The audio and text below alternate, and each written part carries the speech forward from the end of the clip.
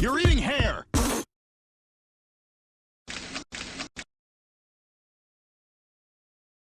Hey guys, this is Kataztrophik and I'm bringing you another Call of Duty Modern Warfare 2 video. This one is Team Deathmatch on Derail, and today I am playing with the Striker shotgun. My perks are set up as Scavenger Pro, Stopping Power Pro, and Ninja Pro. So originally I was gonna put this out as a shotgun only match. I mean, the score is pretty decent. It's not the highest scoring game, but it's still a pretty decent KD. But there's actually, in this game, I waste a lot of opportunities in terms of my kill streaks. So I actually wanted to kind of put this out for a dual purpose. You know, one for the shotgun only, but the main reason is to start off my new series where I tell you guys how to improve your KD, what I feel the secrets are to getting a good KD on a regular basis. And obviously the first topic of discussion is kill streaks. So with that in mind, pretty much if you want to do well, getting your kill streaks up is your #1 priority. Nothing else matters because nothing else is going to get you free kills like your air support will. You'll see in a lot of my videos that I tend to buckle down when I get my first kill streak, and that's because you want to preserve your kill streak and get your other ones out before running out and getting killed. Today I'm running with the 7-9-11 setup, so you can see that I don't actually end up getting anything but my Harrier.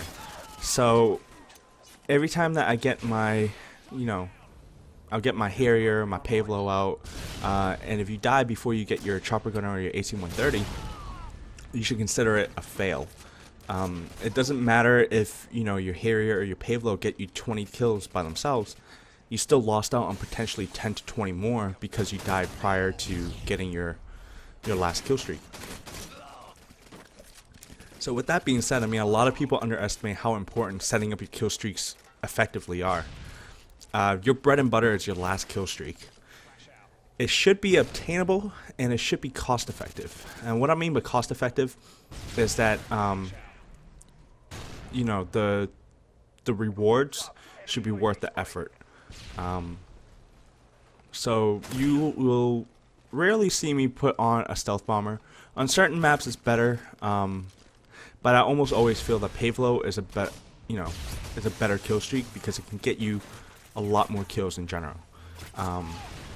The stealth bomber you can get, say, 3 or 4 kills, and that's actually a pretty decent stealth bomber if you get 3 or 4 kills.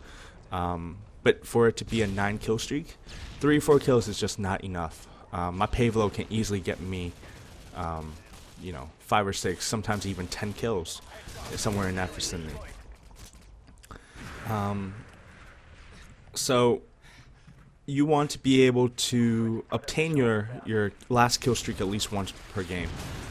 That's kind of your goal. And it depends on each player, how well you do, how proficient you are at this game, and how good you are at stringing together kills. If you are a player that struggles to string together more than 3 or 4 kills, if you put on a chopper gunner, that's stupid. I don't know how else to say it.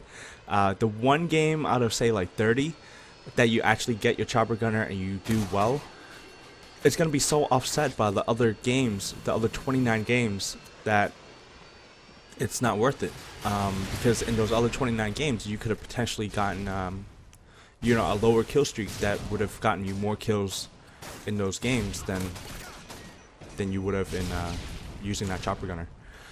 So you'll see, I mean, I usually switch between a 5.79 and a 7.9-11 setup depending on, I guess, how confident I feel about being able to get my kill streaks up.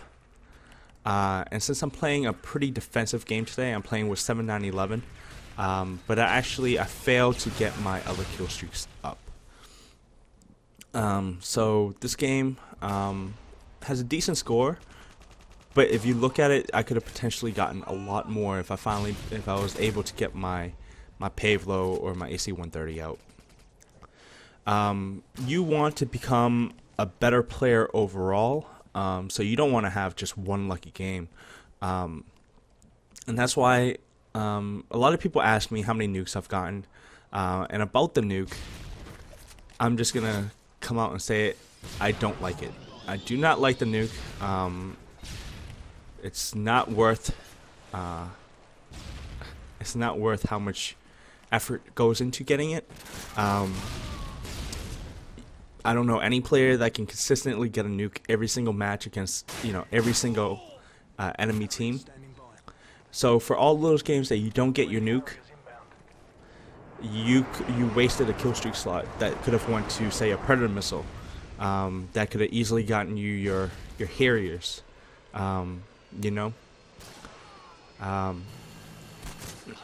So I mean, if you're playing for KD and you're not playing for wins, the nuke really is a horrible kill streak. It gets you very little kills. It ends up killing you in the process, which lowers your KD overall. If you're like most players, I mean, getting a nuke every game is not guaranteed. Even that said, I've failed a lot when I equip the nuke, because you'll see that you might get close, but if you don't ever get it, then I could have put on a Pave Low instead and gotten a lot more kills than if I had my nuke on. The nuke is pretty much only there for show. I mean, it's like it's a challenge, and I mean, if you make it, if you want to do it for your own personal reasons because you want to complete that challenge for yourself, things like that, then by all means go for it. But in terms of an effective KD, you do not want to put on your nuke in any game.